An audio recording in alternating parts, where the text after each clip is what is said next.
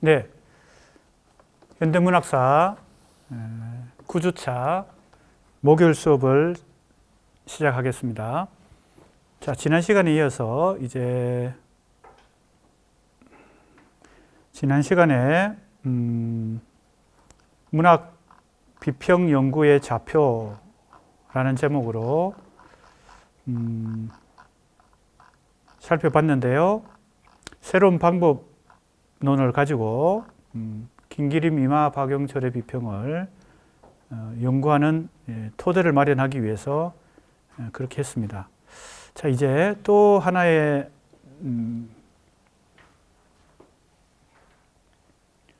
방법론인데요. 한국 현대 비평 혹은 현대시, 현대소설 여러 장르를 포함해서 문해사조적인 이 관점의 탐구가 주를 이루어 왔습니다. 지금 이마, 김기림, 박용철의 경우도 전통 서정시, 리얼리즘시, 모더니즘시라는 혹은 그런 비평이라는 관점의 연구들이 도움을 주는 건 사실이지만 이제 새로운 연구의 좌표를 지금 설정하려고 하기 때문에 조금 전에 지난 시간에 우리가 문학 비평의 김기림, 이마, 박용철의 실론을 개별적으로 연구하는 이 좌표 설정을 그림 5에서 설정했고, 그래서 현실, 1번 현실, 리얼리티, 2번 주체, 이건 창작 주체입니다. 창작 주체와 또 수용 주체, 두 가지 주체가 있습니다. 인식적 매개와 내용, 형식, 기법적 매개, 이런 어떤 분석소를 가지고 분석의 요소를 분석소라고 그럽니다. 분석소를 기준으로 이제 분석하려고 하고요. 이것은 소위 말하는 이제 구조적 연구, 그리고 작품의 내재 분석, 문학 비평의 내적인 구성 요소를 가지고 분석하는 좀 세부적인 연구 방법에 해당되고요. 이제 조금 즉 미시적인 연구 방법이고, 이제 거시적인 관점을 한번 또 활용하기 위해서 기존의 문해사조적 관점이 아니라 이제 좀 더 미시적인 관점, 좀 더 거시적인 관점, 이렇게 갑니다. 그러니까 문해사조보다 더 거시적인 관점을 한번 생각해 보는 겁니다. 이해가 되죠? 기존의 문해사조적 관점보다 더 미시적인 관점을 이제 하기 위해서 이렇게 한 것이고요. 이 장에서 문학 비평 연구의 좌표를 설정해 본 것이고, 나름대로 이제 문해사조적 관점보다 더 거시적인 관점으로 살펴보려고 하는 개념이 근대성의 개념입니다. 이 근대성 혹은 현대성, 이것은 미묘하지만 모더니티를 번역한 것입니다. 그래서 아직 우리 근대와 현대라고 하는 이 두 가지 개념 사이에는 상당히 미묘한 차이가 있고, 또 완전히 합의가 되지 않은, 학계에서 합의가 되지 않은 요소가 있는데요. 하지만 영어는 똑같은 모더니티입니다. 그걸 근대성이라고 번역하는 경우도 있고 현대성으로 번역하는 경우도 있습니다. 현대라고 하는 것은 컨템펄러리, 즉 동시대라는 뜻을 가지고 있죠. 현대라는 것은요. 그래서 언제부터가 현대이냐? 이제 문학사뿐만 아니라 역사, 일반 역사에 있어서도 언제부터를 현대로 보느냐? 그 다른 말로 하면 언제부터를 동시대, 지금 우리가 살아가고 있는 이 현재와 동시대라고 보느냐? 이게 현대의 개념이거든요. 그러니까 고대, 중세, 근대라고 하는 것은 객관적인 개념이고, 현대라고 하는 것은 상당히 보는 관점에 따라서 언제부터를 동시대로 보느냐라고 하는 것은 다를 수가 있죠. 그래서 우리가 모더니티를 근대성이라고 번역하는 경우와 현대성으로 번역하는 경우, 두 가지 경우가 있다는 걸 이제 염두에 둬야 됩니다. 원어는 똑같아요. 자, 그래서 여기서 우리 논문, 교재와 논문에서는 일단 근대성으로 하고 있는데, 여기도 이걸 조금 더 발전시켜서 이제 책에 실었거든요. 그래서 우리 교재가 더 이제 정확한 것입니다. 교재에는 미적 근대성이라 되어 있죠. 그죠? 여기는 근대성. 그래서 이제 이걸 더 업그레이드 시킨 게 이제 발전시킨 게 이제 우리 교재에 실려 있으니까 교재를 항상 기준으로 해야 됩니다. 그냥 근대성이 아니라 미적 근대성입니다. 자, 그러면 미적 근대성이 뭐냐는 것을 살펴봅니다. 자, 근대성과 미적 근대성 이 두 가지에 대한 설명이 필요합니다. 자, 그러니까 이건 문해사조로서 모더니즘, 자연주의, 리얼리즘, 낭만주의, 상징주의, 신미주의. 신미주의는 유미주의라고도 말합니다. 다른 말로는 예술지상주의라고도 말하는 것이죠. 왜? 신미성을 최고의 가치로 문학과 예술을 하는 것이 신미주의죠. 그래서 유미주의란 말 자체가 뭐예요? 오로지 유자를 쓰죠. 오로지 아름다움을 최고의 가치로 삼는 거 유미주의. 유자가 오로지 유자입니다. 유아론 할 때 나아자를 써서 유아론, 오로지 나를 중심으로 세상을 보는 거, 이게 유아론이죠. 자기중심주의. 그죠? 자, 그래서 이런 문해사조적 관점보다 더 거시적인 좌표, 우리 현대문학사를 살펴보는, 그래서 근대문학이라고도 하고 현대문학을 하기 때문에 아까도 얘기했지만 근대, 현대 사이에는 그러한 요소들이 있습니다. 거시적 좌표를 설정해 보려고 합니다. 자, 이걸 또 우리 교재를 다 읽어가면서 하기 어렵기 때문에 요약적으로 설명합니다. 자, 근대성부터 설명합니다. 자, 근대성 앞에 미적인 것이 붙었죠. 미적이라는 것은 신미적이다 이런 뜻입니다. 신미적, 즉 예술적 근대성. 근대성이란 게 있고 혹은 현대성이란 게 있고 예술적 현대성은 뭐냐? 근대성이 있는데 미적 근대성은 뭐냐? 자, 요거 잘 개념을 이해할 필요가 있습니다. 자, 우선 근대성 혹은 현대성부터 설명하겠습니다. 역사를 구분할 때 아까도 얘기했지만 크게 고대, 중세, 근대를 얘기하죠. 시대를 구분할 때요. 중세가 마감되고 근대가 시작됐다는 것은 크게 보면요. 자, 지금 굉장히 거시적인 이제 좌표입니다. 크게 보면요.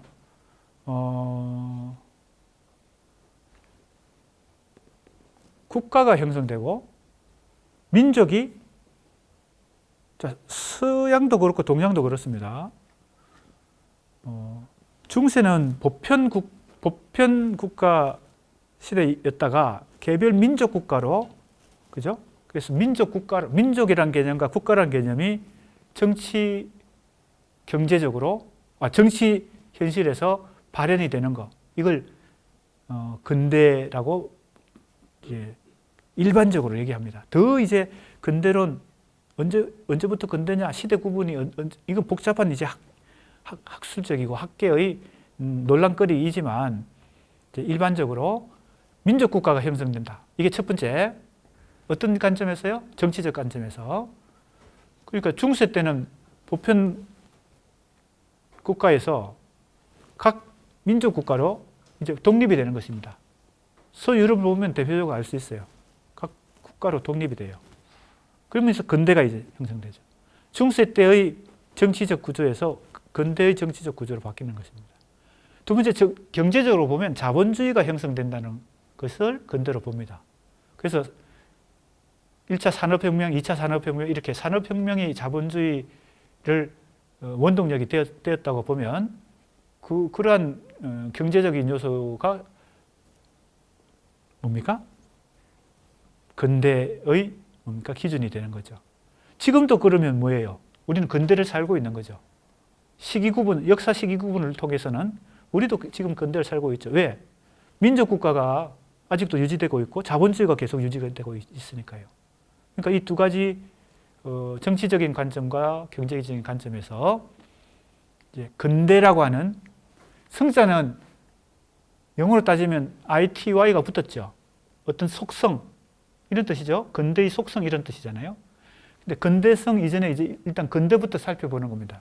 근대라고 하는 것의 기준은 두 가지입니다. 조금 전에 얘기했듯이 민족 국가와 자본주의입니다. 자, 그러면 그게 언제부터 형성됐느냐? 그게 바로 근대의 기점론이겠죠. 한국에서는 언제부터 자본주의가 경제 구조로, 사회 경제 구조로 구체화됐느냐? 민족 국가가 언제부터 형성됐느냐? 이게 이제 근대의 기점이겠죠. 두 개가 일치하는 경우도 있고 약간의 차이가 있는 경우도 있겠죠.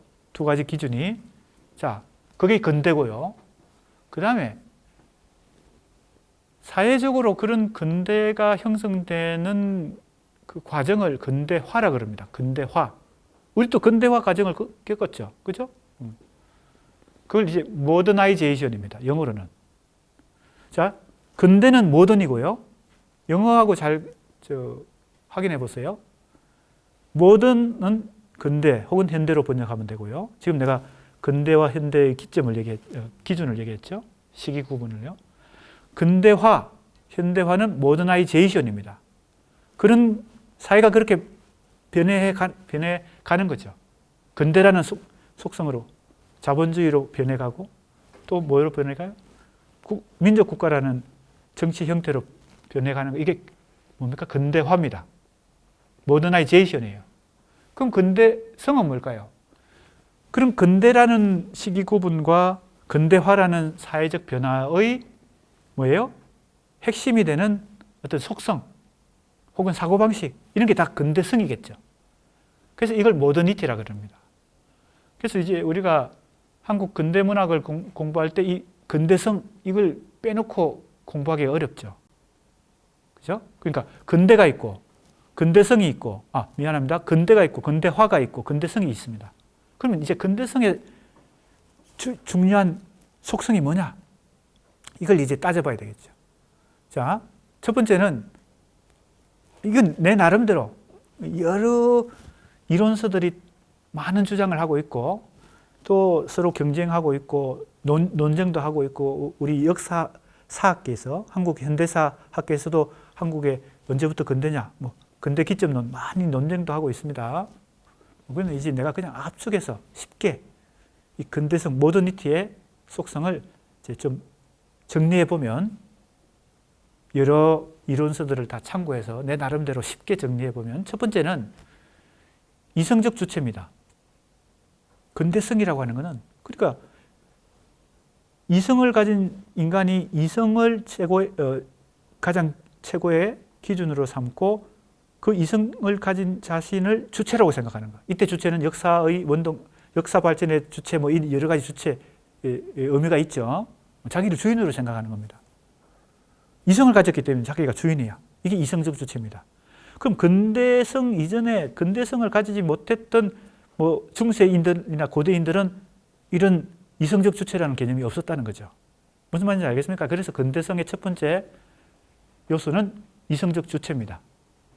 두 번째는 이성을 가진 인간이 자기를 주인으로 생각하니까 역사 발전의 주인으로 생각하니까 어떤 생각을 하겠어요?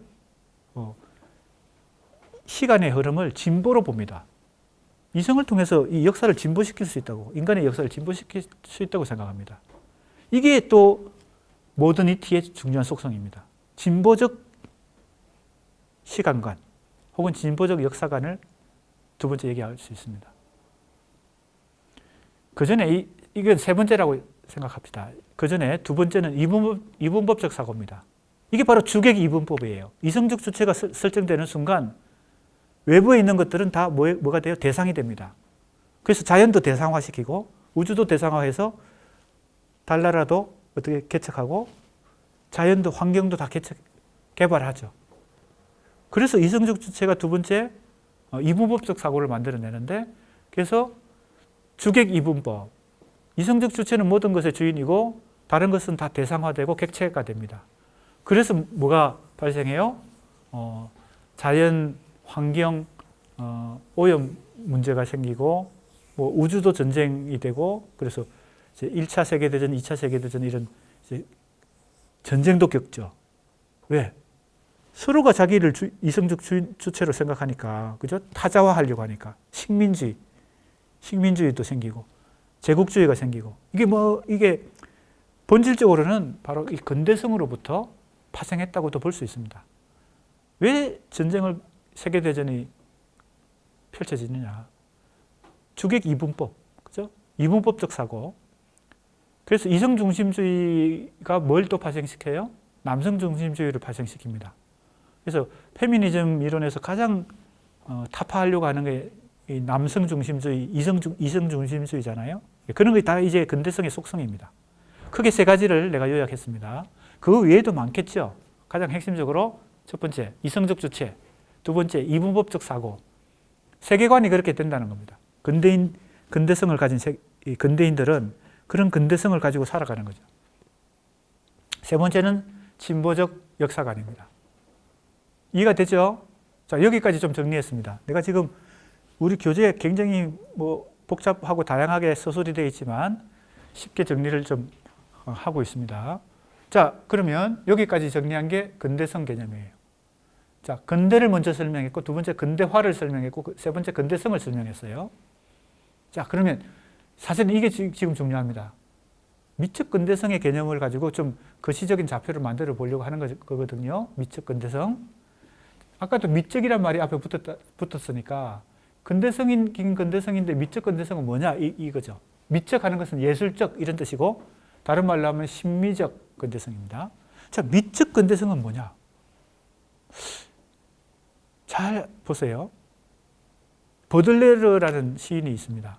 보들레르는 자본주의 유럽에서 프랑스를 중심으로 초기 자본주의가 형성되던 시기에 바로 상징주의 시를 썼던 19세기 말의 프랑스 시인이죠. 보들레르를 예를 들면 이제 이해가 쉽기 때문에 그렇습니다. 보들레르 시를 보면 자본주의에 대한 어떤 강렬한 반발 같은 게 있는 것이죠. 그게 댄디즘으로 나타납니다. 자본주의. 그리고 근대화되는 과정이 반드시 우리 인간들에게 희망의 청사진을 줄 거라는 것이 바로 진보적 역사관이잖아요. 이 진보한다는 것에 대한 엄청난 저항의식, 그 반발이 있습니다. 예술가들에게는 조금 전에 설명했던 그 근대라고 하는 거, 근대화라고 하는 거, 근대성이라고 하는 그것이 오히려 혐오스러운 거, 환멸의 원인이 되는 것이고, 인간이 그렇게 진보하는 것 같지 않고 이성적 주체로서 수학적, 과학적 사고방식으로 세계를 지배하고 우주를 지배하고 환경을 지배하고 하는 것에 대한 저항과 반발 의식이 있습니다. 그게 바로 예술적 근대성인데, 그러면 왜 근대성이라는 말이 붙였을까요? 근대성에 반발하는 요소인데, 보들레르를 대표적으로 지금 예를 드는 겁니다. 하지만 보들레르도 뭐예요? 자본주의 형성이라고 하는 큰 근대화, 근대성의 속성 속에서 그런 반발을 했던 것입니다. 그런 저항을 했던 겁니다. 예를 들어 봅시다. 지금 우리 한국의 예술가들이 지금 이미 우리는 근대화를 경험하고 지금도 후기 근대를 살고 있고, 그죠? 모더니티 속에서 모더니티에 무장되어서 모더니티를 무장하면서 살고 있죠. 근데 시인들은 그런 것에 반발하죠. 예술가들은요. 그래서 화가가 그림을 그렸어요. 시인이 시를 써서 시집을 냈습니다. 그럼 그거를 어떻게 해요? 출판사에 책을 내죠. 그럼 인쇄를 10% 받거나 퍼센트는 조금씩 다를 수 있지만 시집 인쇄를 받아요. 그건 뭘 의미합니까?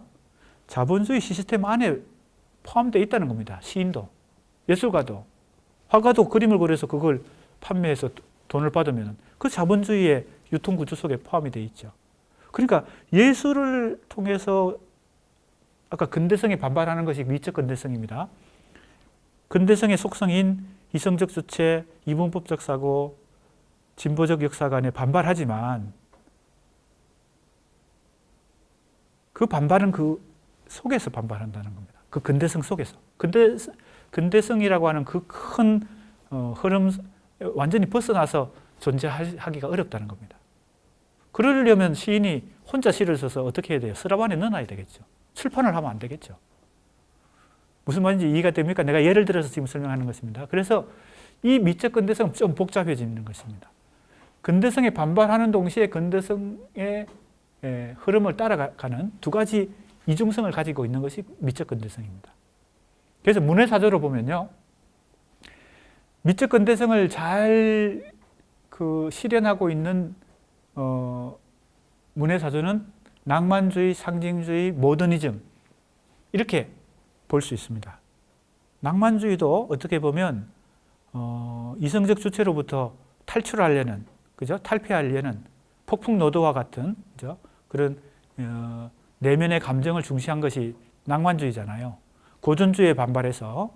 그러니까 큰 계보로 보면, 문해사조의 계보로 보면 근대성에 가까운 것이 리얼리즘, 자연주의, 리얼리즘, 사실주의 이런 것이고요.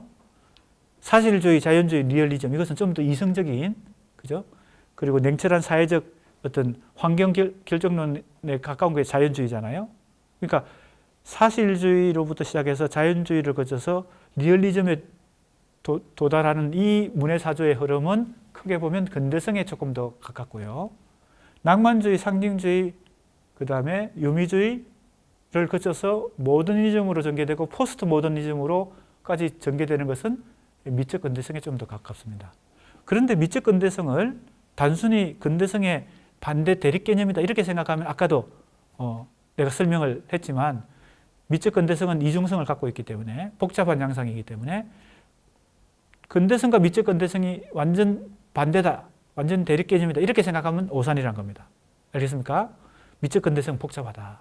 두 가지를 다 가지고 있다. 근대성에 반발하는 동시에 근대성을 따라가는 그런 이중성을 갖고 있다. 그래서 미적 근대성을 가지고 그런 거시적 좌표를 가지고 어떤 문해사조를 설명하거나 어떤 비평가의 비평을 설명하거나 하려면 좀 더 섬세하게 설명해야 된다. 이런 얘기가 되겠습니다. 그걸 내가 여러 이론서들을 다 참고하고 해서 이제 여기 서술을 해놨습니다. 뭐 하버마스도 여기 등장하고요, 푸코도 등장하고 많은 이론가들이 이 근대성에 대해서 많은 주장을 했기 때문에 내가 그런 것들을 참고해서 지금 프레드릭 제임슨도 있고요, 페리 앤더슨이라는 사람도 있고 마샬 버번이라는 사람도 있고요. 자, 이런 사람들의 그 근대성 주장들을 다 참고하면서 내가 이제 여기 나오죠. 근대화, 근대성 모더니티, 그죠? 근대성 모더니티, 근대화 모더나이제이션. 내가 설명으로 다 좀 요약해서 했습니다. 여기 모더니즘 나오죠. 모더니즘.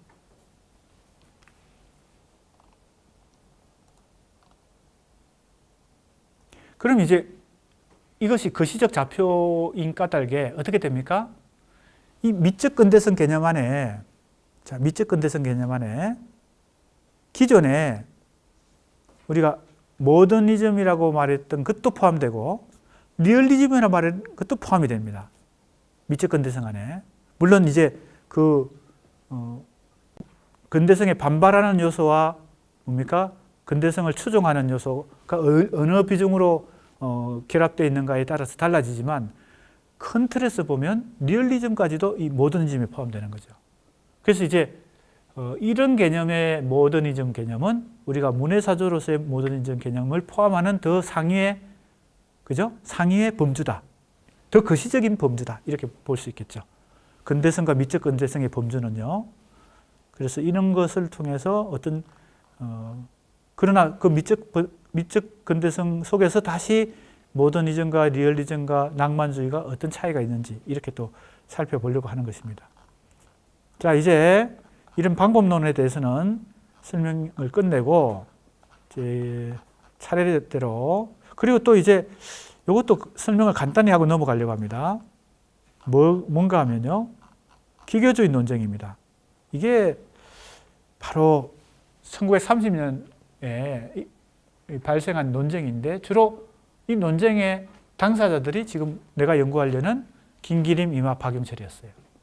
그래서 이 기교주의 논쟁이라는 제목의 논쟁이 발생을 합니다. 그렇게 되니까 더 경쟁이 심화되죠. 이마의 관점과 문학론의 관점과 비평의 관점과 김기림의 비평의 관점과 박영철의 비평의 관점이 첨예하게 이 논쟁을 통해서 뭡니까? 경쟁이 심화되고 또 이 논쟁을 계기로 각자 자기 문학론을 더 발전시키게 됩니다. 그죠? 혼자서 그냥 비평을 발표하는 것보다 이렇게 논쟁을 하게 되면 더 자기 이론을 뭡니까? 정립하려고 노력하겠죠. 왜? 경쟁하면서 서로 자기 생각을 가다듬어야 되니까. 그래서 입장 차이가 확연하게 나타나고 이 논쟁을 통해서 이 모더니즘 실론, 리얼리즘 실론, 유미주의 실론이 그 이후에 이 큰 물줄기를 형성하는데도 이 논쟁이 중요한 역할을 했겠죠. 그죠? 그냥 밋밋하게 전개되는 것보다 이렇게 한번 논쟁이 붙어버리면 더 그러한 입장이 더 강하게 형성이 되니까요. 자, 그래서 이 기교주의 논쟁에 대한 지금 이 연구를 이 챕터에서 하고 있습니다. 이것은 이제 사실은 중요한데, 왜냐하면 논쟁 자체는 약간 왜곡될 수도 있습니다. 실상을. 논쟁을 하다 보면 서로 감정 대립이 되기도 하고 여러 가지 가장을 하기도 하고 왜곡을 시키기도 하고 이렇게 하기 때문에 때로는 인신공격도 하고 뭐 그러죠. 왜냐하면 논쟁을 하면 서로 감정이 흥분해서. 근데 이제 이 논쟁을 통해서 확연하게 이 세 가지 유파가 문학적 경향이 자기 주장을 하게 됩니다. 그래서 이 세 명의 비평가가 이 논쟁을 통해서 어떤 과정에서 어떻게 전개되었고 그것이 가지고 있는 뭡니까? 장단점을 평가하는 것까지 중요한 연구죠. 그러나 지금 이번 학기에 우리가 이걸 세밀히 기교주의 논쟁을 세밀히 살펴보기에는 지금 시간이 많지 않고, 이번 학기 주 목적은 세 명의 비평가의 당시에 발표했던 비평문을 읽어보는 것입니다. 이 비평문을 읽어가는 과정에서 논쟁에서 발표했던 논문들, 비평문들도 같이 읽어볼 겁니다. 그게 사실은 또 중요한 각자 이 세 명의 비평가에 중요한 비평문이 포함되어 있기 때문에 자기 입장을 좀 더 선명하게 정리해서 이 논쟁에 임했기 때문에 그렇습니다. 자, 이제 그러면 바로 이제 긴 기림으로 들어가 봅니다. 자, 아까 내가 방법론에서 얘기했던 문학비평 연구의 좌표, 거기서 분석서를 추출했죠. 그 분석서에 의해서 살펴보려고 합니다. 자, 긴기림의 실론을 비평을 크게 둘로 나누었어요. 전기 비평, 후기 비평으로 나누었습니다. 왜 그렇게 나누는가? 이것도 중요한데 언제부터 자르느냐? 전기 비평과 후기 비평을 자르려면, 자, 우리가 기준 시기를 구분한다는 것은 뭐예요? 아까 역사도 시기 구분을 했었죠. 고대와 중세와 근대를 구분하는 기준이 있을 거 아니에요. 그런데 왜 구분합니까? 아주 간단하게 핵심만 얘기하면 질적 변화가 일어났기 때문에 구분하는 거죠. 그렇죠? 질적 변화가 일어났다. 그 질적 변화의 뭐예요? 중요한 기준이 근대는 아까도 내가 얘기했죠. 민족 국가와 자본주의라 그랬죠. 자, 그게 질적 변화입니다. 그러면 이 긴기림의 비평이 전기 비평에서 후기 비평으로 이렇게 질적 변화가 일어났다라고 보기 때문에 내가 둘로 나눈 것입니다. 별로 질적 변화가 없으면 그걸 구분할 필요가 없죠. 그죠? 단순히 편리적으로 한꺼번에 연구하기가 어려워서 구분한다, 이게 아니잖아요. 그러니까 질적 변화가 있다는 겁니다. 자, 아무튼 그래서 1-1절이 이제 긴기림의 실론의 1장인데, 긴기림의 실론이 1-1은 긴기림의 전기비평입니다. 전기비평이요. 그러니까 전기비평의 질적 요소는, 그죠? 주지주의라고 하는 특성을 가지고 있고, 두 번째는 반낭만주의라는 특성을 가지고 있다, 이것입니다. 그러니까 미리 그러면 후기 비평은 어떤 질적 요소를 보여주는가 보겠습니다. 우리 교재로 보면은 지금 이 전기 1-1절이 90쪽에 있죠? 주지주의 실론과 반낭만주의라 되어 있죠? 자, 그럼 후기 비평의 질적 요소는, 그죠? 특성은 이것과 어떻게 구별되는지 지금 교재가 있는 사람은 115쪽에 나와 있습니다. 전체성의 실론과 휴머니즘 이랬습니다. 전체성의 실현과 휴머니즘. 자, 크게 지금 이렇게 둘로 나누어서 보는데 왜 그렇게 둘로 나누었는지 그 질적 변화를 입증해야 되니까 그것은 공부를 해 나가면서 살펴보도록 하겠습니다. 자, 여기 나오죠? 자, 이게 김기림의 후기 비평의 질적 특성입니다. 전체성의 실현과 휴머니즘. 자, 그러면 자, 이것만 제목은 전체 내용을 압축해 놓은 것이니까 이 제목만 놓고 김기림의 전기 비평과 후기 비평을 우리가 일단 결론부터 먼저 얘기해서 큰 틀에서 어떤 차이가 있습니까? 전기 비평은 주지주의라는 특성을 가졌는데 후기 비평은 전체성이라는 특성을 가졌어요. 자, 이게 뭡니까? 김기림 비평의 큰 틀에서의 변화는 어디서 와요?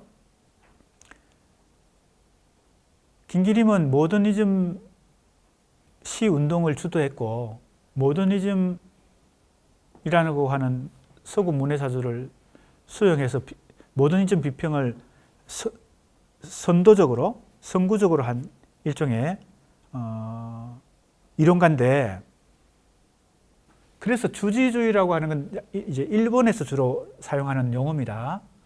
모더니즘이 주지주의라고 하는 주자가 주로 지적인 요소, 지성을 주로 문학과 예술에서 발휘한다 뜻입니다. 주지주의. 일본에서 주로 먼저 그런 용어를 사용했어요. 요즘은 우리나라에서는 주지주의라는 용어를 많이 사용 안 합니다. 그런데 예전에는 이제 주지주의라는 용어를 많이 사용했죠.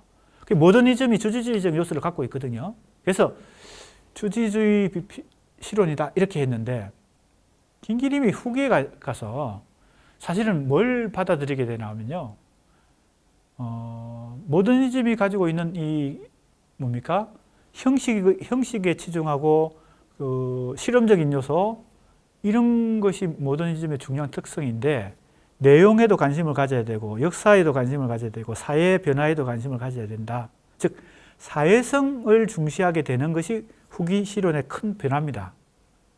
그래서 이제 그것은 사실은 리얼리즘 문학이 가지고 있는 특성이잖아요. 그러니까 이마의 입장에서 보면은 모더니즘 비평가였던 김기림이 자기적으로 많이 접근하는 것입니다. 즉 사회성으로 접근하는 것입니다. 그것은 시대 변화하고도 시대의 흐름과도 연관이 되어 있습니다. 30년대에서 30년대 말에서 45년에 이르는 소위 말하는 일제 식민지 말에 험악해지는 이 정치적 현실 속에서 모더니즘 운동을 하던 김기림도 사회 현실에 적극적으로 시인도 비평, 문학인도 참여해야 된다는 그런 사고의 변화가 일어납니다. 그건 시대 속에서 문학인의 사명감을 느낀 거겠죠. 사회에 참여를 해야 된다고 생각하는 거죠. 그러니까 이때 전체성의 실론은 모더니즘 실험만 가지고는 부족하고 거기에 사회 참여 의식, 사회성을 혹은 사상과 그 내용, 형식에만 치중하지 말고, 그죠? 시가 사상도 가져야 되고, 내용도 가져야 되고, 사회성도 가져야 된다. 이런 주장을 했기 때문에 자기 스스로가 그걸 전체성의 실론이라고 불렀습니다. 그러니까 이렇게 생각한 거죠. 원래 모더니즘을 주장한 비평가였는데, 모더니즘이 스스로 너무 형식 위주로 내용은 방기하고, 방기란 것은 내버려 두고 형식 중심주의로 가니까 그거 가지고는 시대에 우리가 적응을 하지 못한다. 지금 시대가 30년대 말로 가고 40년대로 가는 걸 생각해 보세요. 45년에 이제 해방이 되는 거잖아요. 자, 그 시기 30년대 후반에 가서 이 사회성의 뭡니까? 시가 형식뿐만 아니라 내용도 가져야 되고 시가 그죠? 기교주의에서 벗어나서 사회에 참여해야 된다. 그래서 기교주의 논쟁이 발생하게 되는 것입니다. 기교주의 논쟁의 시작점은 누구로부터 발생했을까요? 김기림의 자기 비판으로부터 발생했어요. 자기 반성. 그래서 기교주의란 말도 김기림이 처음 사용한 것입니다. 스스로 자기가 주장해왔고 자기가 몸담아왔던 그 모더니즘 시운동을 뭡니까? 자기 비판한 거죠. 자기 반성한 것입니다. 그걸 이제 좀 이따 살펴볼 겁니다. 지금은 큰 틀에서 지금 얘기하고 있어요. 큰 틀에서 왜 질적 변화가 일어났는지를 지금 보는 겁니다. 김기림의 정기 비평은 주지지 실현이었는데 후기 비평으로 가서 전체성의 실현에 도달한다. 이 전체성은 뭐와 뭐를, 그죠? 기존의 모더니즘 실현이 갖고 있었던 형식주의의 내용을, 그죠? 가미하고, 그래서 전체에 도달해요. 모더니즘만 가지고는 전체성이 못 된다고 본 것입니다. 그래서 기교주의라는 말까지 쓴 것이에요. 자, 그 다음에 휴머니즘을 보세요. 자, 이것도 정기 비평과 후기 비평이 어떻게 크게 변별되는지 질적 차이를 한번 생각해 보세요. 질적 변화. 자, 반낭만주의였어요. 자, 모더니즘뿐만 아니라 리얼리즘을 주장한 김기림, 이마도 리얼리즘과 모더니즘의 공통 분모는 뭔가 하면 낭만주의에 반대하는 것입니다. 낭만주의는 20세기가 아니라 19세기적인 아주 전시대의 문예사조라고 하는 생각이 있었던 거죠. 비판적인 생각이. 누구에게도? 리얼리즘 문학인들에게도 모더니즘 문학인들에게도. 그러니까 낭만주의는 아주 구시대의 유물이다 이렇게 생각한 것입니다. 시도, 비평도, 소설도. 무슨 말인지 알겠습니까? 낭만주의는 이전부터 오랫동안 형성되어 왔으니까요. 대표적으로 이 모더니즘이 낭만주의에 반대하고 있습니다. 한국에 수용되기 이전에 이미 서구에서 이 모더니즘이 형성되는 것은 반낭만주의라는 기본 토대 위에서 형성되는 거거든요. 그 안티 휴머니즘입니다. 그래서 모더니즘이 형성된 영국, 미국에서 이 뭡니까? 그 유명한 더 웨이스트랜드, 황무지. 누구죠? 엘리어트, T.S. 엘리어트. 그의 스승이었던 에즈라 파운드, 그리고 이론가였던 T.E. 흉. 이런 사람, T.E. 흉이 이제 이론은, 모더니즘 이론은 주로 엘리어트도 많이 정립을 했지만 이 흉이라는 사람이 많이 정립을 했는데 이 흉의 모더니즘 이론을 보면 가장 기본이 안티 휴머니즘이에요. 다른 말로 하면 안티 로만티시즘입니다. 낭만주의에 반대하는 겁니다. 낭만주의처럼 문학과 예술을 해서는 안 된다는 겁니다. 즉 감정만 가지고 해서는 안 된다. 감정을 절제하고 감정 대신에 이미지로 대신해서 냉정한 이미지로 그걸 객관적 상관물로 표현해야 된다. 이게 엘리어트의 객관적 상관물 이론이거든요. 그러니까 엘리어트도 그 안티 휴머니즘, 안티 로만티시즘이라는 반낭만주의에 토대해서 여러 가지 현대적인 모더니즘 이론들을 펼치게 되는 것이죠. 그런 의미에서 이 반낭만주의가 김기림에게 있어서는 기본 관점이었는데 휴머니즘으로 이게 후기 비평에서 변화를 일으킨다는 것은 낭만주의를 받아들인다는 뜻입니다. 다른 말로 하면요. 낭만주의가 가지고 있는 이 휴머니즘, 인간주의, 이걸 받아들인다. 그러니까 낭만주의는 휴머니즘과 상당히 밀착되어 있거든요. 그러니까 반낭만주의를 주장했던 리얼리즘도 모더니즘도 다 안티 휴머니즘이었다가 이 휴머니즘을 받아들이게 됩니다. 그러니까 상당히 큰 변화를 김기림은 보여주었던 거죠. 정기 비평에서 후기 비평으로 넘어가면서요. 그리고 결정적으로 현실에서는 남북 분단의 큰 소용돌이 속에서 이북에서 활동하게 되죠. 그게 월북이었는지 납북이었는지 아직 정확하게 평가되지 않고 엇갈리고 있습니다. 월북은 자진해서 북한을 선택한 것이고 납북은 끌려간 것이고 그래서 아주 비극적인 한국 현대사의 이 남북 분단 민족의 한 대표적인 상징이기도 한데 큰아들인지 작은아들인지 아무튼 형제가 큰아들은 북한에 있고 작은아들은 남한에 있어서 어떻게 해요? 우리 남북 이산가족 상봉하던 때가 있었습니다. 그게 몇 년도인지 내가 정확한 기억은 안 나는데 그때 형제가 만나서 아버지를 그리워하면서 울고 하는 장면이 TV로 다 방영이 됐죠.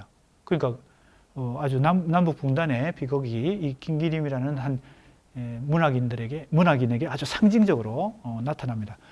전기 비평과 후기 비평의 큰 차이가 뭔지 지금 일단 기억하고 이제 전기 비평부터 차례대로 분석서에 의해서 우리 앞에서 문학 비평 연구의 좌표 설정이라고 하는 곳에서 공부한 분석서에 의해서 하나씩 전기 비평부터 김기림의 전기 비평부터 다음 시간에 이제 진도를 나가도록 하겠습니다. 크게 전기 비평, 후기 비평으로 나누고 이제 전기 비평의 특성을 먼저 살펴봅니다. 크게 보면 주지주의라는 특성을 가진 비평이 실론이고 또 하나는 반낭만주의라는 특성을 갖고 있습니다. 이 낭만주의가 가장 중심에 두고 있는 것은 감정이거든요. 인간의 내면의 감정을 자연스럽게 인위적인 조작 없이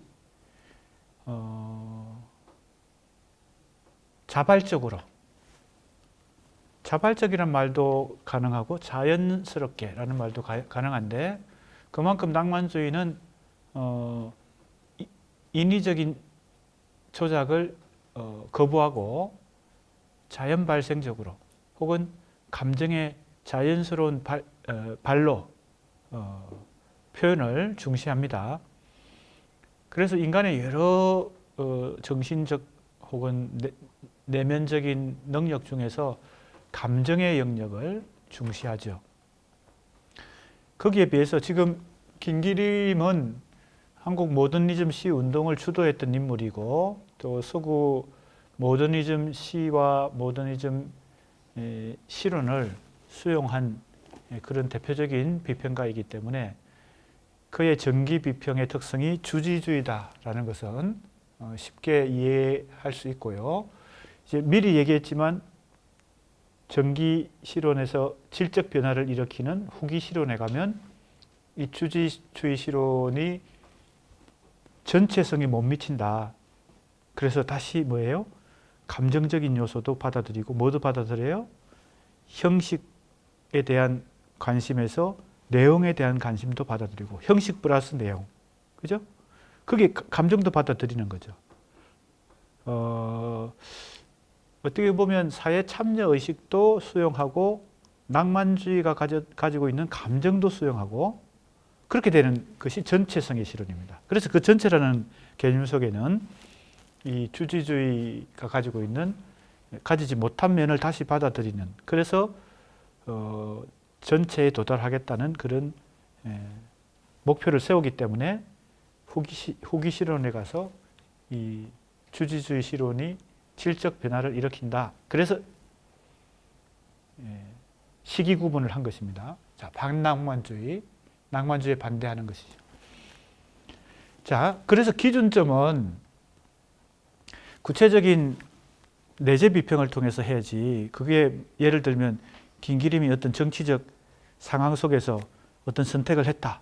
뭐 이런 어떤 보통 우리가 그런 식의 문학적 평가도 많이 하거든요. 정치적 어떤 변화의 그 계기를 기준으로 삼아서 이런 정치적 사건이 영향을 받았기 때문에 김수영은 4.19의 영향을 받아서 사회 참여 의식에 눈을 뜨고 참여 시인이 되었다. 순수 시를 쓰다가 혹은 모더니즘 시를 쓰다가 참여 시 혹은 리얼리즘 시를 쓰는 계기는 4.19다. 이렇게 하니까 60년 4월 19일을 딱 자르는 겁니다. 그거는 좀 안 맞죠. 왜? 물론 영향을 받았지만 문학에서 객관적인 물증을 찾아야 되니까 문학 작품 속에서 어떤 변화가 일어나는 지점을 우리는 포착을 해야 됩니다. 그냥 문학 작품 외적인 정치적 사건 그것을 그대로 작품에 그죠? 김수영 작품의 단절의 시기 구분을 한다는 것도 상당히 문제가 있죠. 마찬가지입니다. 김기림의 경우도 그러한 이유로 이러한 전기 비평의 특성이 후기 비평의 특성으로 전환되는 구체적인 물증을 찾아서 보니까 김기림이 발표한 작품들 중에서 평론 작품들 중에서 34년 11월에 발표한 신휴머니즘의 탐구입니다. 이게 이전의 정기 비평의 이 주지주의와 반낭만주의라는 전체적 특성에서 그죠? 질적 변화를 일으키는 최초의 평론이라고 본 것입니다. 그것이 기준입니다. 그래서 이 평론을 기점으로 후기 비평으로 들어간다는 거죠. 자, 이 제목부터가 신휴머니즘의 탐구입니다. 이 낭만주의가 휴머니즘과 관련되어 있고 반낭만주의는 반휴머니즘, 안티휴머니즘하고 관련이 되어 있거든요. 그래서 잠깐 지난 시간에 조금 전에 소개했지만 서구에서도 모더니즘의 대표적인 문학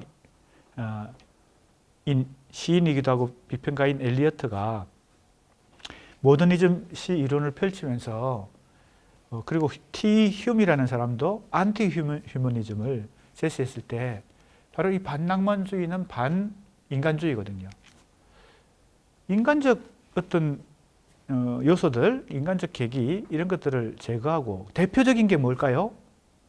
시와 시인을 분리하는 겁니다. 그게 이제 반인간주의, 안티 휴머니즘이거든요. 작품을 작품의 객관적인 특성으로 봐야 된다. 그것을 계속 시인의 삶의 모습, 즉 생애, 현실에서 어떻게 정치적 선택을 했고 사상적 선택을 했고 어떤 사생활을 가졌기 때문에 그죠? 뭐 애인 관계든 뭐 가정 생활이든 뭐든 친구 관계든 이런 걸 다 조사해 가지고 그래서 작품이 이렇다라고 설명하는 거. 이런 게 이제 시인과 시를 비분리하는 거죠. 같은 연장선에서 보는 거죠. 그런 점에서 모더니즘 이론가들이 혹은 시인들이 시와 시를 분리해야 된다. 그것은 비평의 입장에서는 서구 신비평에서 주로 주장한 것인데 그 시와 시인의 분리도 사실은 반낭만주의에 해당되죠. 안티휴머니즘에 해당됩니다. 그런데 자, 이 평론으로부터 김기림은 변화를 보여줍니다. 잘 보세요. 그래서 이걸 기준으로 그 이전까지를 초기 실론이라고 했는데 정확하게는 전기 실론입니다. 보통 3등분 할 때는 초기, 중기, 후기 이런 명칭을 쓰고요. 2등분 할 때는 전기, 후기 이렇게 보통 명칭을 붙이기 때문에 초기라고 하는 것은 전기라고 하는 게 더 좋겠습니다. 교재에는 그렇게 고쳐졌는지 한번 보겠습니다. 거기도 초기라고 되어 있나요? 틀린 건 아니지만 조금 더 정확하게 하려면 전기가 좋겠습니다.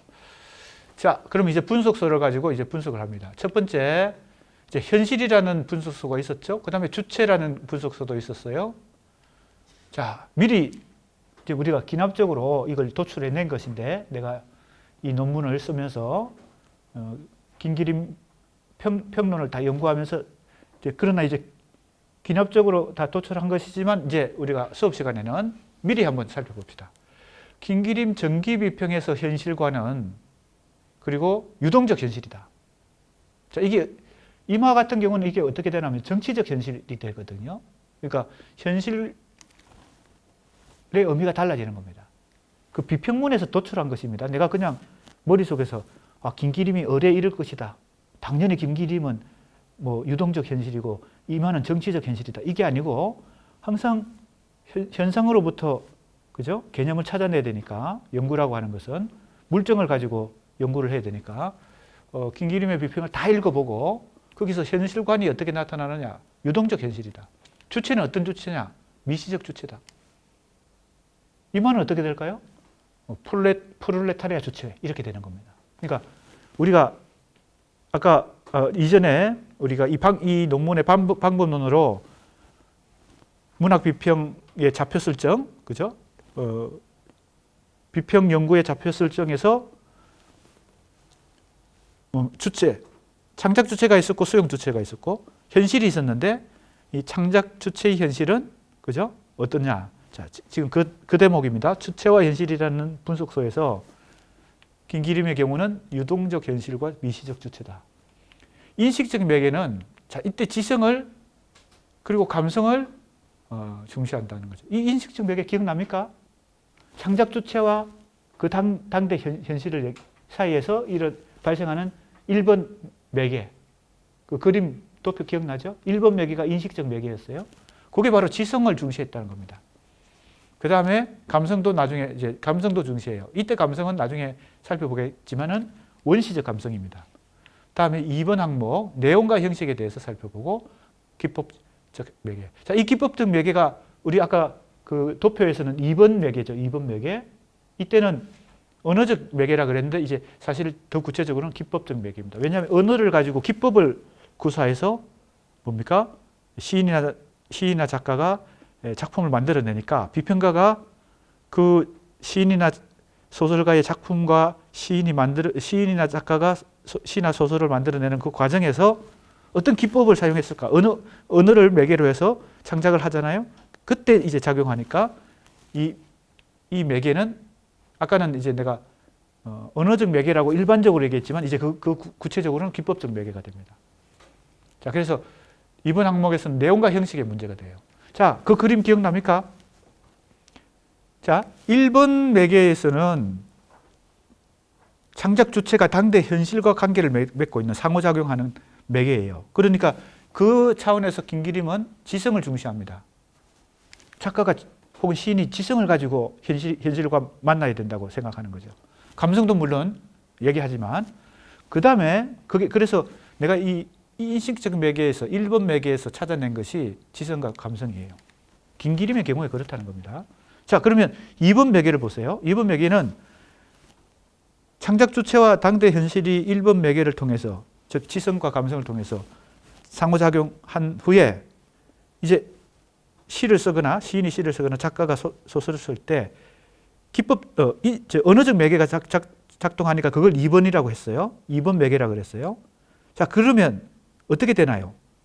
그 1번 매개로 인해서 창작 주체와 현실이 만나는 그 전체가 내용이 되는 겁니다. 문학의 그 개념으로 보면 그 내용이 되고 2번 매개가 바로 뭐가 돼요? 형식과 만나는 과정입니다. 그래서 기법적 매개예요. 그래서 이제 1번 항목은 현실과 주체 개념을 따져보는 것이고 2번 항목은 내용과 형식의 관계에서 기법적 매개를 따져보는 것입니다. 과연 김기림이라는 비평가는 이 내용과 형식 개념에서 기법적 매개를 어떤 것으로 간주하고 비평을 하고 있는가. 그걸 이제 따져보는 거죠. 자, 이제 봅시다. 보세요.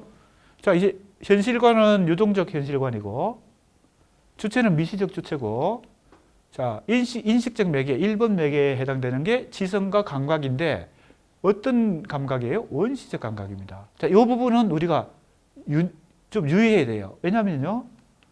원시적 감각이라고 하는 것은 주지주의에 해당되는 모더니즘 비평에 해당되는 김기림의 이 전기 비평에서 좀 독특한 부분이거든요. 여기까지는 너무 이해가 되잖아요? 모더니즘 주지주의니까. 그죠? 반낭만주의고 주지주의니까 지성을 강조한다는 것은 당연히 이해가 되는데 왜 지성과 상당히 거리가 있는 원시적 감각, 프리미티브한 감각입니다. 뭐 고갱 같은 화가가 그리는 뭡니까? 원시 부족들의 그죠? 타이트인가요? 티인가요? 그런 걸 생각해 보면 됩니다. 왜 고갱은 원시 부족들의 인물들을 자기 회화의 대상으로 삼았을까? 그게 이제 원시적 감각이거든요. 그게 왜 현대 문학에서 필요했을까? 김기림이 그걸 왜 강조했을까 하는 이 부분을 좀 유념할 필요가 있습니다. 자, 하나씩 이제 살펴보죠. 김기림의 비평문들을 이제 살펴보면 시인과 시의 개념 이런 게 있어요. 그 다음에 주체관도 암시되어 있고요. 자, 여기에 주체관이 등장하기 때문에 이거는 30년에 썼으니까 상당히 아까 전기비평과 후기비평의 기준을 34년으로 잡았잖아요. 34년 11월에. 그러니까 처음 평론을 시작한 게 30년 7월이니까 한 4년 정도 평론 발표한 이 시기가 전기비평에 해당되고 이때 뭐도 하게 돼요? 기교적인 논쟁도 이때 발생을 하게 됩니다. 그러니까 기교적인 논쟁을 거치면서 후기 비평으로 가는데 그게 바로 전체성의 실론이 되는 거죠. 뭐도 받아들이고 뭐도 받아들여요? 사회 참여 의식도 받아들이고 낭만주의도 받아들이고 뭐 이렇게 된다는 겁니다. 그래야 전체성이 된다고 생각했으니까요. 스스로 자기가 주장해 왔던 모더니즘을 일종의 자기 반성하고 모더니즘이 너무 기교주의로 흘렀다라고 반성함으로 해서 전체성의 실론으로 발전해야 된다라고 스스로 주장하게 되는데 일종의 자기 반성인데 그게 뭘 촉발시켜요? 논쟁을 촉발시킵니다. 기교주의 논쟁을 촉발시켜요. 자, 지금 우리의 관점은 김기림 정기비평에서 어떤 현실관을 가지고 현실 개념과 어떤 주체 개념과 어떤 인식적 매개를 가지고 있는가를 다 일종의 도출해낸 것이니까 순차적으로 지금 내가 김기림 정기비평을 하나하나 읽어가는 그런 순서가 아니고 내가 다 도출해낸 그런 질서를 갖고 있습니다. 자, 주체관이 나타난 부분을 살펴봅니다. 여기 보면요.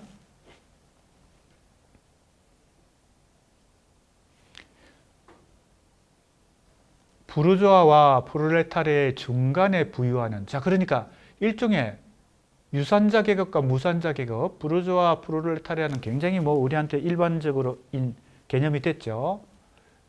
그 중간 계급 정도를 뭡니까? 시인의 위상 정도로 생각하고 있다는 걸 알 수 있습니다. 이마는 아예 이쪽이죠. 프롤레타리아 주체인데 김기림에게 있어서의 주체는 계급적으로 보면 중간 계급이다. 일단 이렇게 볼 수 있겠습니다. 그리고 표백된 창백한 계급이다 이랬어요. 근대 시인의 위상을요. 일종의 부띠 부르주아 정도 되는 거죠. 지식인이면서 아예 부르주아는 아니고 그렇다고 노동자 농민도 아니고 대체로 이게 뭐라 그럴까 그 김기림이 보는 이 시인의 위상이 계급적 위상이 대체로 실제 현실에 조금은 부합할 수 있다고 볼 수 있습니다. 시인도 일종의 지식인인데 문학하는 사람들도 근데 아예 농민 노동자는 아니잖아요.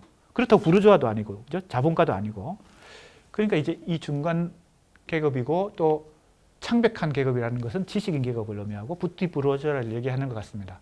근대 시인을 또 문제 삼으며 시를 쓰는 시민이라는 개념을 씁니다.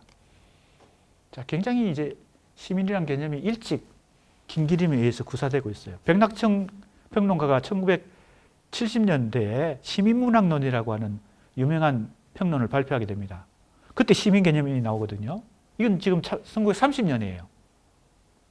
이거를 쓴 거는 30년. 그러니까 김기림이 시민 개념을 쓰고 있다는 것도 유의해야 되겠죠. 시민이라는 말 이외에 시민의 개념은 많은 오류를 내포한다. 이렇게 이제 지적을 한 거죠. 자, 시인의 이제 위상을 지금 말하고 있는 대목입니다.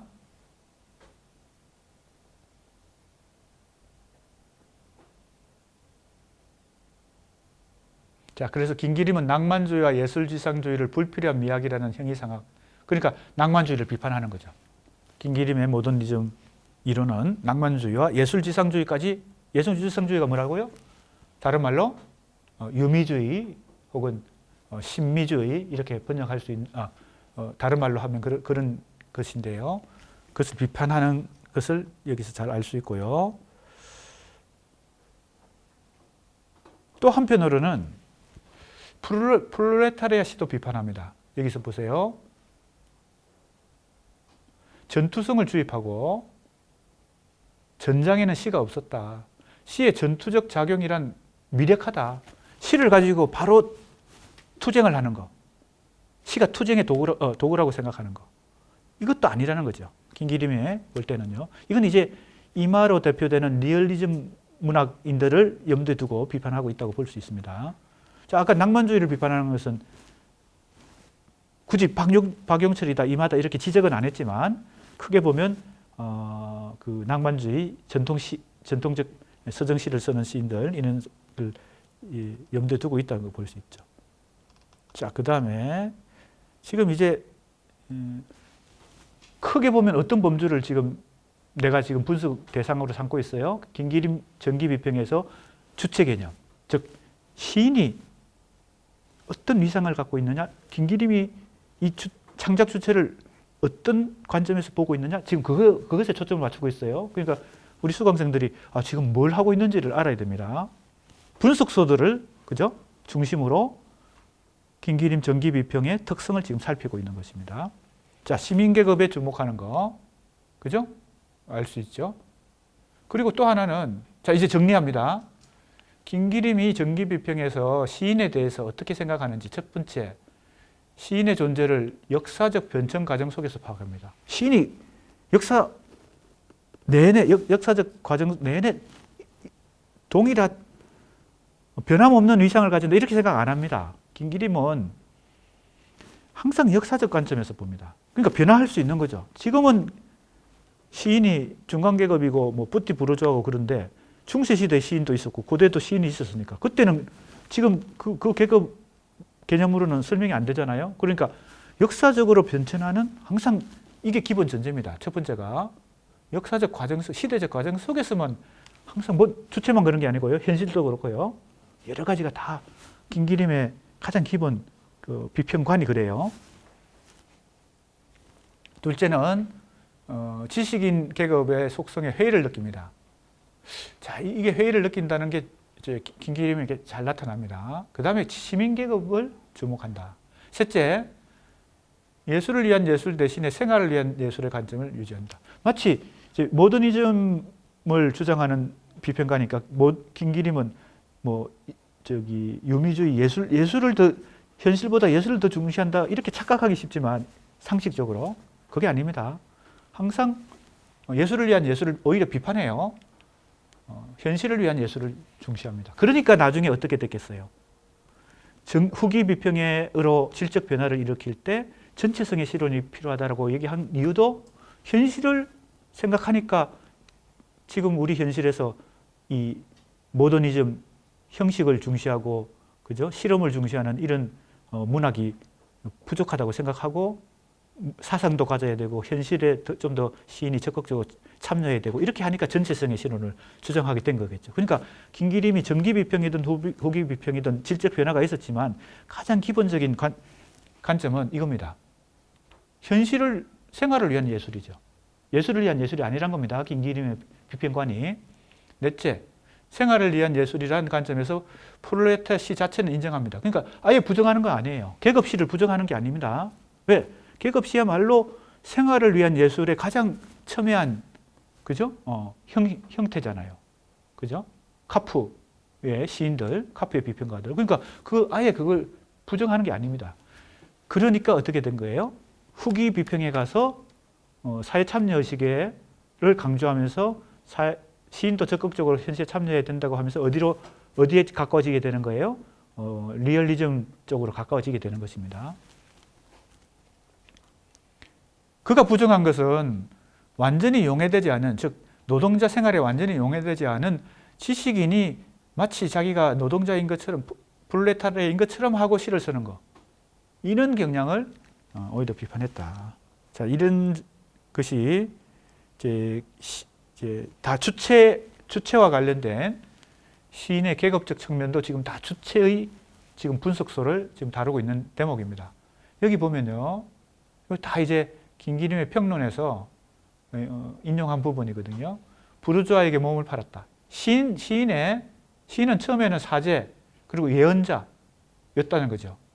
근데 그것이 궁중, 즉 권력의 횡령이 되고 그 다음에 부르주아, 자본에 몸을 팔았다. 이 역사를 요약하고 있습니다. 시인의 위상이, 사회적 위상이 그렇게 변해왔다는 것이고, 그러나 민중의 성장과 더불어 시는 민중에게 접근을, 이게 바로 리얼리즘의 관점이죠. 카프의 관점입니다. 그 다음에 리듬은 시의 기족성이고 형식주의다. 자, 그러니까 리듬을 고려하는 것은 시의 기족적이고 형식주의인데 민중의 일상 언어. 자, 그러니까 민중의 일상 언어를 뭐예요? 바로 이 카프 시들이 중시했기 때문에 에서 발견하는 미와 탄력과 조화가 새로운 산문 예술이다. 이랬어요. 상당히 역사적 관점을 가지고 있는 걸 알 수 있습니다. 자, 이제 주체 개념은 이제 이렇게 대체로 살필 수 있고요. 그 다음에 이제 현실 개념입니다. 조금 전에 긴기림의 기본 비평관을 다 요약했지만 현실 중시의 시관입니다. 우리 모더니즘 그러면 통념적으로 형식을 더 중시하고 실험을 중시하고 그러니까 현실보다는 그죠? 예술을 더 중시한다. 이런 이제 고정관념이 있는데 김기림의 이 비평을 물정으로 삼아서 다시 얘기해 보면 사실은 김기림은 그렇게 현실보다 실험과 형식과 예술을 더 그렇게 극단적으로 중시한 비평가가 아니었던 거죠. 현실 중시가 더 중요합니다. 김기림에게는 현실을 항상 중시했고 그 현실도 어떤 현실이에요? 역사적 현실이었어요. 역사적 단계마다의 현실. 그러니까 지금 그러니까 이런 거죠. 김기림이 일종의 자기 비판을 하면서 후기 비평에서 전체성의 실론을 주장하게 되는 것도 역사적 관점입니다. 뭔가 하면요. 30년대 초에 모더니즘을 적극적으로 옹호하면서 자기가 모더니즘 시운동을 벌였을 때 30년 초의 한국의 현실 상황에서는 그게 유효했다는 겁니다. 근데 지금 35년경이거든요. 35년경에 볼 때 어떻게 된 거예요? 역사적 단계가, 역사적 과정이, 한국의 현실이 지금 모더니즘, 형식주의 이것만을 강조하는 것은 기교주의에 흘러서 문제가 있다고 판단하는 거죠. 같은 모더니즘인데 30년대 초에는 유효했는데 지금 35년에는 이게 부족하다고 보는 거죠. 그러니까 이런 관점입니다. 현실 중시의 관점이에요. 그러니까 우리가 너무 일반적인 통념을 가지고 연구를 하면 안 됩니다. 항상 현상, 즉 텍스트로부터 새로운 걸 도출해내야 돼요. 다 같은 게 아니거든요. 모더니즘 비평가라고 해서 다 같은 게 아니거든요. 김기림이 어떤 말을 하고 있는지를 김기림의 그 비평 텍스트, 즉 평론에서 다 찾아내야 돼요. 자, 그러니까 초기 실론에 나타난 주체 개념은 시의 형식과 결부되고 현실 개념과도 결부되죠. 이 주체 개념은 앞에서 여러 차원으로 나왔었죠. 자, 그래서 주체 개념은 형식과도 결부되고 현실 개념과도 결부됩니다. 현실 개념이 잘 나타난 부분을 찾았습니다. 자, 이게 각주가 다 붙어 있죠. 그러니까 각주는 바로 이것은 31년에 그러니까 정기 비평에 해당되죠. 시와 인식이라는 발표 당시는 이 제목이었고 전집에 수록될 때는 시와 인식이라는 제목으로 제목이 조금 뭡니까? 압축되어서 자, 이 부분에서 현실관이 잘 나타납니다. 보세요. 현실의 문제다라고 현실을 정의합니다. 개념의 정당한 내포에 있어서 현실이라 하면 주관까지를 포함한 객관의 어떤 공간적, 시간적 일점을 의미한다. 자, 이게 1차적인 정의입니다. 현실은 뭐냐? 시간적, 공간적 일점이다. 점이라고 보는 거죠. 상당히 뭐라고 할까요? 정치하게 지금 정의를 하고 있습니다. 현실을 정치적 현실이라고 본 것은 임화 쪽에 가까운데 이 정치적 현실만을 보지 않고 약간 뭐예요? 중립적으로, 가치 중립적으로, 즉 조금 과학적으로 접근하고 있어요. 뭐 경제적 현실, 정치적 현실 이런 것이 아닙니다. 조금 존재론적이라 할까요? 약간 좀 철학적인 개념인데 주관까지를 포함한 객관의 어떤 공간적, 시간적 일점이에요. 그러면 주관만 가지고도 현실이 아니고 객관적인 현실만도 아니고 그렇죠? 보통 우리가 현실이라 그러면 보통은 객관적 현실을 얘기하죠. 주관성이 가미되지 않은 객관적 현실을 현실이라 얘기하죠. 그래서 내 자아가 현실과 그죠? 괴리를 일으키기도 하고 대립하기도 하고 불화를 일으키기도 하죠. 그래서 보통 우리의 현실관은 객관적 현실을 보통은 얘기하죠. 그런데 김기림의 경우는 그런 의미에서 임화가 보는 현실은 이 객관적 현실에 가깝죠. 정치 경제적 현실을 임하는 현실이라고 봤으니까. 김기림은 여기에 주관을 포함했다는 것이 중요합니다. 그냥 객관적 현실이 아니에요. 객관적 시간과 공간이 아니고 주관까지 포함한 객관이에요. 주객을 그죠? 결합한 현실 개념을 얘기하고 있다는 걸 첫 번째로 우리가 포착해야 되겠고요. 그 다음에 보세요. 역사적, 사회적 일초점이며 교차점이다. 자, 역사적이라는 말과 사회적이라는 말이 중요합니다. 현실은 고정되어 있지 않아요. 역사에 따라서 주관을 포함한 객관이 시간적, 공간적 일점을 찾으면 그게 현실이니까 1930년대하고 1940년대, 1960년대 다 달라지겠죠. 그 현실은요. 이건 원론적인 정의니까요. 그래서 역사적 교차점이다 그랬어요. 뭐의 교차점일까? 공간과 시간의 교차점이기도 하고 주관과 객관의 교차점이기도 하겠죠. 자, 그런 것이 여기에 다 포함되어 있습니다. 다음에 현실은 시간적으로 부단히 어떤 일점에서 다른 일점으로 동요하고 있죠. 시간적으로 계속 역사적으로 지금 현실이라는 게 변하고 있다는 얘기입니다. 그죠? 그래서 내가 어떻게 개념을 정리했어요? 유동적 현실이라고 정리한 것입니다. 긴기림에게 있어서 현실은 주관과 객관이 교차하는, 시간과 공간이 교차하는 어떤 유동적 어떤 한 지점이다. 이렇게 여기서 도출해 낼 수 있습니다. 그래서 우리는 문학 연구라고 하는 게 이런 뭡니까? 구체적인 텍스트 분석으로부터 결론을 도출해 내야 되는 것이죠. 그래야 물증이 설득력이 생기니까요. 예술에 있어서 어떤 현실의 단편이 구상화되었을 때 그것은 현실 이전이다. 자, 그러면 이게 뭘까요? 고정된 역사와 인생의 단편이 있을 따름이다. 자, 고정된 게 아니라는 겁니다. 현실이란 것은 그렇게 고정된 게 아니다는 거죠. 다만 상대적 의미에서 이렇게 부단히 추이하고 있는 현실을 여실히 포착할 수 있는 주관은 역시 움직이고 있는 주관이다. 그럼 객관도 움직이는데 주관도 움직여요. 서로 움직이는 객관과 주관이 계속 부단히 유동하면서 현실이란 게 변하고 있다는 얘기입니다. 이게 긴기림의 현실관이다. 이렇게 볼 수 있습니다. 자, 이제 주체에 대해서 우리가 살펴봤고 현실에 대해서 살펴봤어요. 긴기림 전기 비평을 그죠? 크게 하나의 연구 대상으로 삼아서 거기서 이런 분석서들을 포착해내는 겁니다. 여러 작품들 속에서 여러 평론들이 있을 텐데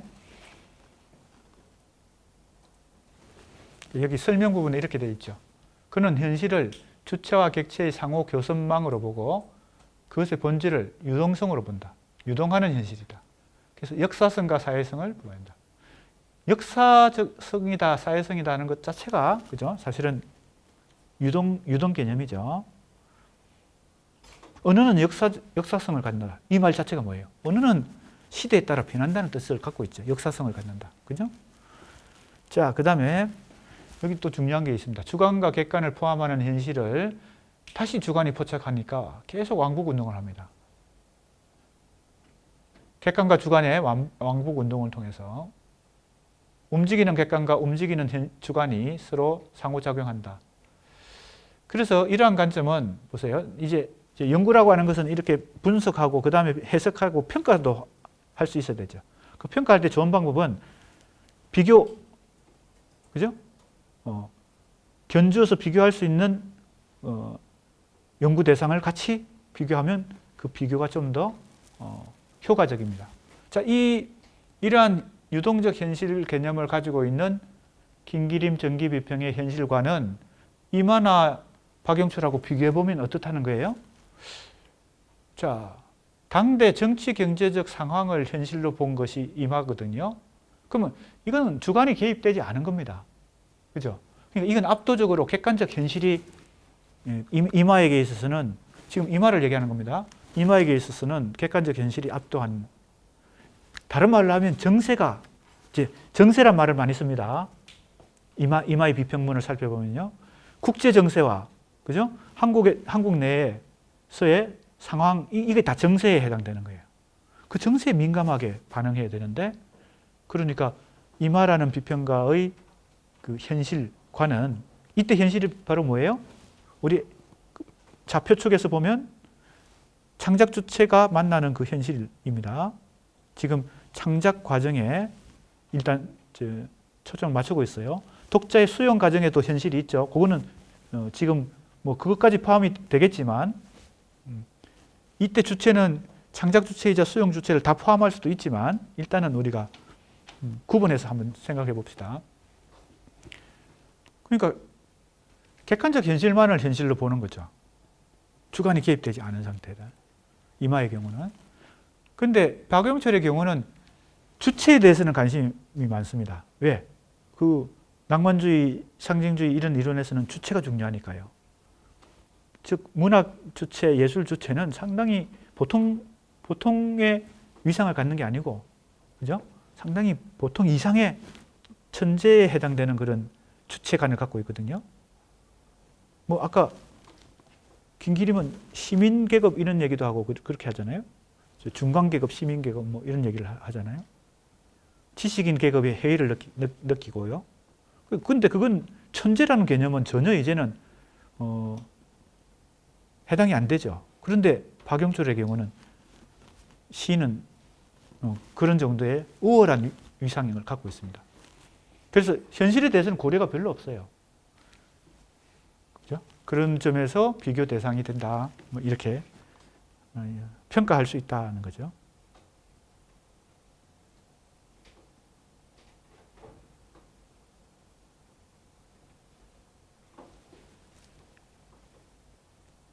자, 그런데 이러한 현실과는 포에시와 모더니티, 이건 33년경에 발표한 평론입니다. 에서 조금 다른 각도로 이 현실이 등장하는데, 자, 그래서 이제 현실이라는 이 분석소를 추적하고 있는 것입니다, 내가. 시에 나타나는 현실은 단순한 현실의 단편은 아니다. 그것은 의미적인 현실이다. 자, 단순한 현실의 단편이라는 것은 일종의 뭐 객관적 현실이고 그것도 단편적인 것인데, 의미적인 현실이라 그랬으니까 여러 객관적 현실이라는 것은 주어져 있는 거죠. 그 중에서 의미 있는 현실이 있고 뭐 무의미한 현실도 있겠죠. 시인이나 작가가 주체로서, 문학의 주체로서 포착하는 그 현실은 의미 있는 현실을, 자기가 의미 있다고 생각하는 현실을, 그게 어떤 이제 소재를 이루겠죠. 그죠? 시에서 혹은 소설에서 어떤 사건, 당대 무슨 상황, 이런 것이 소재의 일부가 되겠죠. 근데 그것은 일단 의미적 현실이다. 이런 표현을 쓰고 있습니다. 의미적인 현실이다. 그리고 이렇게 표현합니다. 전 문명의 시간적, 공간적 관계에서 굳세게 파악되어 언어를 통해서 조직된 것이 아니면, 그것이 시가 아니면 안 된다. 시라고 하는 것은, 시를 이렇게 정의합니다. 전 문명의 시간적, 공간적 관계에서, 시간적, 공간적이란 것은 앞에서도 한번 나왔죠. 다음에 굳세게 파악되어 언어를 통해 조직된다. 여기서 언어가 중요합니다. 현실 자체는, 그죠? 객관적 현실 자체는 문학의 현실은 아니죠. 그죠? 객관적 현실은 소재가 될 뿐이고, 그걸 시나 소설에서 재구성해서 다시 문학의 현실로, 그죠? 문학에 등장하는 현실로 재구성했을 때 그것은 언어를 통해서 조직된 것입니다. 이게 중요합니다. 언어에 대한 관심을 김기림은 박영철, 물론 박영철도 언어에 대한 관심이 있었지만 이마와 비교해 보면 이마는 이런 매개를 별로 생각하지 않았죠.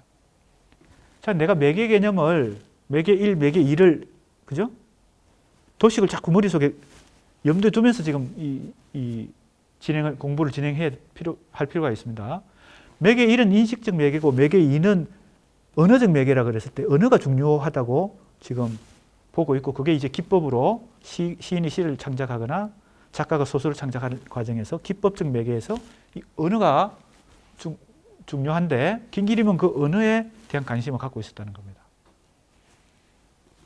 여기서 의미적 현실이라는 한 것은 현실의 본질적 부분이고, 그것은 현실의 한 단편이면서 그것을 전체를 대표한다. 이런 걸 뭐라 그래요? 부분인데 전체를 대표해. 문학에서 이런 걸 전형이라고 합니다. 전형. 전형은 계급적 전형도 있고요. 그죠? 역사의 전형, 시대적 전형도 있고. 문학 작품에 등장하는 어떤 인물이나 사건은 구체적인, 그죠? 특수한 사건인데, 그게 보편적으로 어떤 계급을 대표하거나 그 인물이, 그죠? 아니면 어떤 역사적 사건을 대표하거나 시대를 대표하거나 이런 게 있잖아요. 그런 걸 전형이라고 합니다. 그러니까 시나 소설에 등장하는 현실은 그것이 단편이지만 전체를 대표하는 그런 것이어야 된다라고 지금 뭐 일종의 전형에 해당되는 얘기를 하고 있어요. 자, 이제 현실관이 또 나타난 부분은, 여기서 중요한 부분은 전 문명의 시간적, 공간적 관계에서 굳세게 파악돼, 그 다음에 언어로 조직됐다. 이게 일종의 재구성됐다. 이 부분이 내가 이제 분석소에서 중요한 요소 중에 하나인 2번, 그죠? 언어적 매개 혹은 기법적 매개에 해당되는 요소에 해당됩니다. 더 구체적으로 어떻게 김기림이 설명하는지는 또 더 살펴봐야 되겠지만 일단은 이 정의로 현실을 정의하는 이 문장에서 볼 때 그냥 시간적 공간적 관계에서 파악된 것이다 하고 끝나는 게 아니고, 그죠? 언어로 조직됐다는 것이 중요하죠. 그래서 김기림에게는 그런 비평적 안목이 있었다, 관점이 있었다. 내가 분석소로 설정한 기법적 매개 혹은 언어적 매개에 대한 고려가 있었다는 겁니다. 비평을 할 때, 문학을 보는 관점에서. 그런데 이제 대체로 이 정도의 정의를 내리고 있고, 구체적인 이제 실제 비평, 보통 실제 비평이라고 하면 시인이나 작가의 작품을 구체적으로 비평하는 거, 이걸 실제 비평이라고 그럽니다. 이론 비평이 있고 실제 비평이 있다. 그래서 실제 비평은 작품을 구체적으로 작품론을 쓰는 거, 그죠? 작품론이나 시인론, 작가론 같은 걸 쓰는 거, 이게 이제 실제 비평인데, 실제 비평에서도 이 현실에 대해서 뭐 더 치밀하게 뭐 설명한다든지 뭐 이렇게는 하지 않기 때문에 상당히 이게 원론적인 어떤 정의죠. 그러나 이런 원론적인 원칙론의 차원이긴 하지만 거기에 머무르고 있긴 하지만 어느 정도 인식은 보여준다는 겁니다. 언어적 매개에 대한 인식을 보여준다는 겁니다. 아까 조금 전에 설명했던 거죠. 현실의 단편이면서 현실 전부를 대표하는 거, 그것은 일종의 전형이다. 그래서 당파성을 지닌 전형의 의미, 조금 진부한 것이다. 이렇게 볼 수 있다는 겁니다. 자, 우리가 시간이 아까 몇 시까지 하기로 했죠? 30분까지? 네. 자, 그러면 오늘 진도는 여기까지 나가고 계속해서 김기림 전기비평에 대해서 분석소를 중심으로 다음 시간에 계속 살펴보도록 하겠습니다.